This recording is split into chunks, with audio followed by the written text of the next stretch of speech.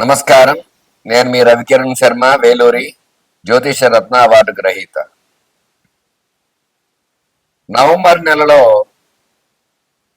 ద్వాదశ రాశుల వారికి ఏ రకంగా ఉండబోతోంది, ఏ రాశుల వారికి ఎటువంటి అనుకూలతలు ఉన్నాయి,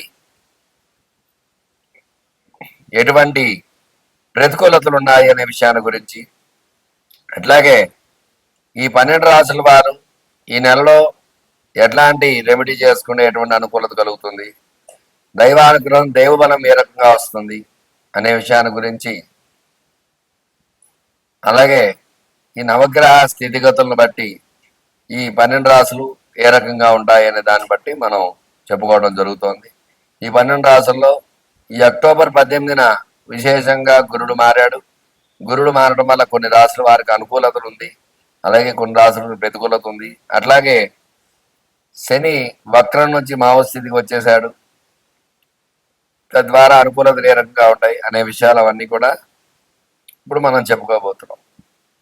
అట్లాగే నవగ్రహ అనుకూలత, ఈ నవగ్రహ స్థితిగతులు వాటి స్థానాన్ని బట్టే మానవుడి యొక్క జీవితం అనేది ఏర్పడుతుంది. కాబట్టి ఈ 12 రాసుల్లో ఈ నవగ్రహ స్థానాలు ఏ ఏ స్థానాల్లో ఉన్నాయి, ఏ ఏ రాసుల్లో ఉన్నాయి, ఉచ్చ నీచ సమస్థితులను బట్టి వాటి యొక్క గ్రహస్థితి ఏ రకంగా ఉండబోతోంది, గ్రహానుకూలత ఏ రకంగా ఉండబోతోంది, మరి ఎట్లాంటి ప్రతికూలతలు ఉన్నాయి, ఎట్లాంటి ప్రతికూలతలు ఎలాంటి ఇబ్బందులు కలగబోతున్నాయి, దానికి ఏమి పరిహారం చేసుకోవాలి అనే విషయాల గురించి మరికొద్ది సేపట్లో మీకు చెప్పబోతున్నాను. అన్నీ కూడా చక్కగా ఈ 12 రాశుల వారికి ఏ రకంగా ఉండబోతోందో, ఇందులో భాగంగానే మేషాది ద్వాదశ రాశుల వారికి ఏ రకంగా ఉండబోతోంది అనే విషయాన్ని గురించి మీకు చెప్పబోతున్నాను. అట్లాగే ఈ యొక్క రాశి యొక్క స్థితిగతి, మేషరాశికి అధిపతి కుజుడు, వృషభ రాశికి శుక్రుడు, మిథున రాశికి బుధుడు, కర్కాటక రాశికి చంద్రుడు, సింహరాశికి రవి, కన్యారాశికి బుధుడు, తులారాశికి శుక్రుడు, వృశ్చిక రాశికి కుజుడు, ధనురాశికి గురుడు, మకర రాశికి శని, కుంభరాశికి శని, మీనరాశికి గురుడు. వీళ్ళు ఆ యొక్క గ్రహాలకు అధిపతులు. కాబట్టి ఈ గ్రహానుకూలత ఈ యొక్క అధిపతులను బట్టి, లగ్నాన్ని బట్టి, లగ్నాధిపతులను బట్టి ఏ ఏ రాశుల వారికి ఏ రకంగా ఉండబోతోంది అనేది క్షుణ్ణంగా పరిశీలించి మీకు చెప్పడం జరుగుతుంది. అందువల్ల ఈ యొక్క ద్వాదశ రాశుల వారికి నవంబర్ నెలలో ఏ రకంగా ఉండబోతోంది అనే విషయాన్ని చెప్పడం జరుగుతుంది. తులారాశి వారికి ఈ నెల ఏ రకంగా ఉండబోతోంది, ఎలాంటి అనుకూలతలు ఉన్నాయి, ఎలాంటి ప్రతికూలతలు అనే విషయాన్ని గురించి ఈ నవంబర్ నెల ఈ రాశి వారికి కొంచెం గడ్డుకాలంగా ఉంది. ఎందువల్ల అంటే గ్రహానుకూలత చాలా తక్కువగా ఉంది. తులారాశి వారికి డబ్బు పంచినే ప్రాయంగా ఖర్చు అయిపోతుంది, వాహన ప్రమాదాలు జరుగుతూ ఉంటాయి, భార్యాభర్తల మధ్య గొడవలు జరుగుతూ ఉంటాయి, చికాకులు, సమస్యలు, ఇబ్బందులు ఇలాంటివన్నీ తులారాశి వారికి ఉన్నాయి. ఈ నెలలో వీళ్ళు చాలా జాగ్రత్తలు వహించాలి. విద్యాపరంగా చూసుకున్నట్లయితే చదువుకునేవారు ఆకర్షణలు లోనవుతూ ఉంటారు. చదువు మీద దృష్టి తప్పించి మిగతా వాటి మీద యావిగేషన్స్ ఎక్కువ వెళ్తూ ఉంటాయి. తగు జాగ్రత్త వహించాలి. మళ్ళా పుంజుకోవాలంటే శివానుగ్రహం పొంది చక్కగా విశేషంగా దక్షిణామూర్తి కవచాన్ని పారాయణ చేయడం ద్వారా అనుకూలతలు వచ్చే అవకాశాలు విద్యార్థులకు ఉంటాయి. అలాగే ఉద్యోగ ప్రయత్నం చేసేవారికి ఉద్యోగంలో ప్రమోషన్స్ అనుకున్న రీతిలో రాలేకపోవటము, అలాగే ఉద్యోగ ప్రయత్నం చేసేవారికి ఉద్యోగ ప్రయత్నాలు సఫలీకృతం కాకపోవటం, ఇబ్బందులు వస్తూ ఉంటాయి. లేదా ఉన్న ఉద్యోగంలో కూడా పరిస్థితులు మారే అవకాశాలు ఉంటాయి. కొంచెం జాగ్రత్త వహించాలి తులారాశి వారు. అట్లాగే వివాహ ప్రయత్నం చేసేవారికి వివాహ ప్రతికూలతలు ఉన్నాయి. ఈ నెలలో సంబంధాలు సెట్ కాకపోవడము, సెట్ అయినా ముందుకు వెళ్ళలేకపోవడం ఇబ్బందులు ఉంటాయి. అలాగే నత్తనడక నడుస్తూ ఉంటుంది. వివాహ ప్రయత్నాలు ఏం చేసినా సరే కొంచెం ఇబ్బంది ఉంటుంటాయి. దాన్ని జాగ్రత్త వహించాలి.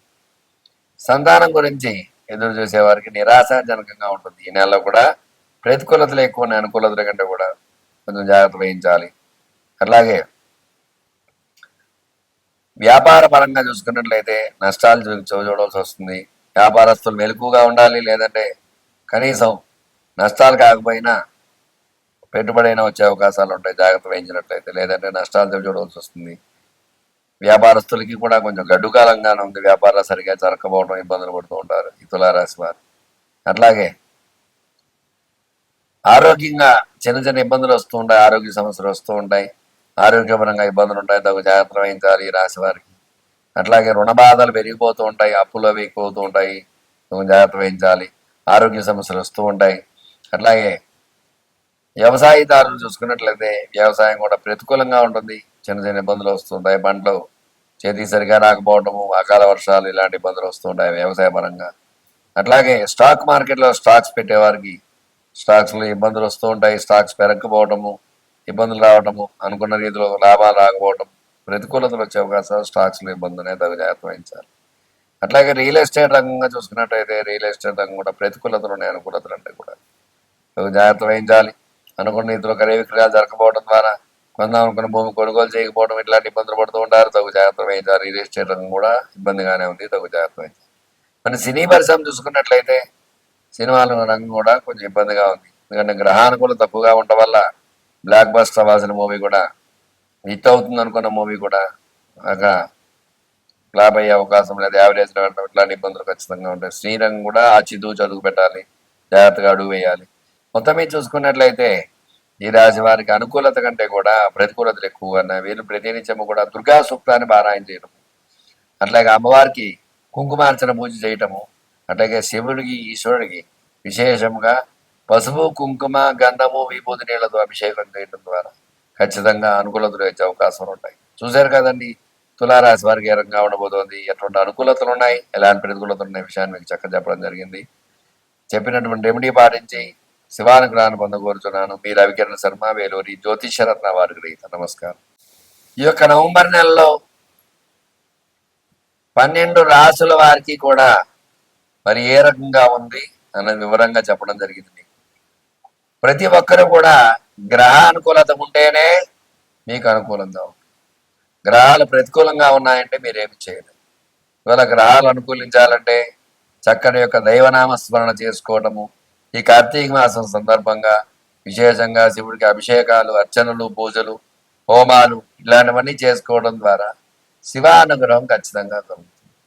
రాశులు అనుకూలంగా ఉంటే ఖచ్చితంగా రాస్యాధిపతులు బలంగా ఉంటే, రాస్యాధిపతులు కూడా నవగ్రహాలే కాబట్టి నవగ్రహ అనుకూలంగా ఉంటే ఖచ్చితంగా గ్రహానుకూలత వల్ల ఈ యొక్క సమస్య నుంచి బయటపడే అవకాశం ఖచ్చితంగా ఉంటుంది. ఎట్లాంటి సమస్యనైనా సరే శతకోటి దరిద్రాలకి అనంత కోటి ఉపాయాలు అన్నట్టుగా ప్రతిదానికి పరిహారం అనేది చెప్పబడింది. అందువల్ల మీరు వివాహపరంగా ఇబ్బందిగా ఉంటే ఖచ్చితంగా సంప్రదించండి. మీకు ఎందుకు ఆలస్యం అవుతోంది వివాహం అనే దాని గురించి చక్కటి రెమెడీ ఉంటుంది, దానికి ఏం చేయాలన్నది నేను చెప్పండి. సంతానంగా ఇబ్బంది పడుతున్నారంటే మరి ఎట్లాంటి దోషాలు ఉన్నాయి సంతానంగా ఇద్దరు జాతకాల్లో, దాని ద్వారా ఇలాంటి ఇబ్బందులు ఉన్నాయి కాబట్టి మీకు ఆలస్యం అవుతుంది సంతానం అనే విషయాన్ని మీకు చెప్పడము, దానికి పరిహారం చేయించడం అట్లాంటివి జరుగుతాయి. వ్యాపారంలో నష్టపోతే వ్యాపారానికి లక్ష్మీ అనుగ్రహం ఏ రకంగా కలగాలి అనే విషయాన్ని గురించి దాన్ని మీకు చెప్పడం జరుగుతుంది. ఉద్యోగ ప్రయత్నాలు చేసేవారికి ఉద్యోగాలు రాకపోయినా, అలాగే చదువులో వెనకబడితే వాళ్ళకి ఏం చేయాలి, అట్లా ప్రతి విషయంలో కూడా చక్కగా పరిహారం సమస్య మీది, పరిష్కారం నాది. ఖచ్చితంగా మీకు రెమెడీ చెప్పడం జరుగుతుంది. మీకు అనుకూలంగా ఏ విషయంలో అయినా సరే జాతకం మీకు ప్రధానంగా చూసుకుని జాతక పరంగా మీకు ఎలాంటి ఇబ్బందులు ఉన్నా సరే, ఎటువంటి గ్రహ అనుకూలత లేదో గ్రహానికి పరిష్కారం చేసి పరిహారం చేసి తద్వారా గ్రహ దాన జప తర్పణ హోమ దాన భోజనాది కార్యక్రమాల ద్వారా గ్రహానుకూలత చేకూర్చి మీకు చక్కగా మీకు శుభాన్ని చేకూర్చడానికి నేను సిద్ధంగా ఉంటాను. మీకు ఎలాంటి సమస్యలు ఉన్నా సరే నా నెంబర్ స్క్రీన్ పై రోల్ అవుతూ ఉంటుంది. మీ రవికిరణ్ శర్మ, వేలూరి జ్యోతిష్ రత్న వారి గ్రహీత. నమస్కారం. నన్ను సంప్రదించండి.